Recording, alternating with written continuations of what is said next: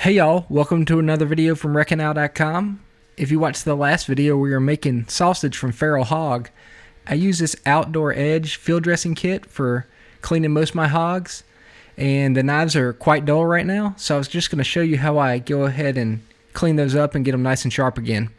So you can see they're very dirty, so the first thing we're going to do is just take some Dawn soap and clean them all up. I'm going to show you how I sharpen the skinning knife, but the same process will apply to the boning knife and the caping knife. So just get some soap, clean them up, dry them off.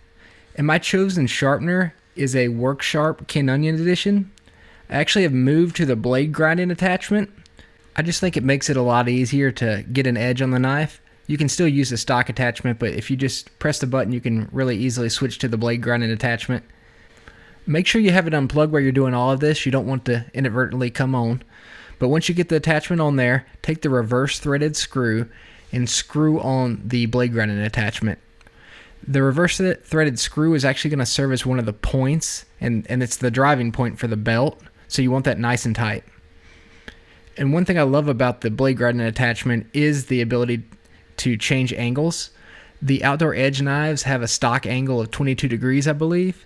So I'm going to set this to 22 degrees. If you're reprofiling, you can actually change it to whatever you want, but I try to match what the knife is every time I sharpen them. So write that down so you don't forget. The spring-loaded piece you see here is what holds the belt in place. You want to push it in and down so you can put the belt on, and then push it in and let it go to lock the belt in place. And this is a skinning knife. Obviously, it's very dull. What we're going to do is we're on the more coarse, the X65 belt, and we're going to adjust the tracking, and then we're going to try to raise a burr. To do that, I usually do about 8 strokes on one side of the knife and feel, and you want to burr all the way across the blade.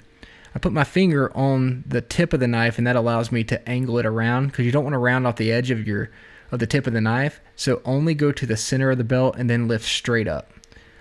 So again, just do as many strokes as it takes to lift a burr, and you'll feel that with your fingers. You're going to want to do equal strokes on the other side of the knife. I'm going fast here with the video, but make sure the strokes are equal. And then you're going to progressively get finer on the belts, doing 4 to 8 strokes on each belt.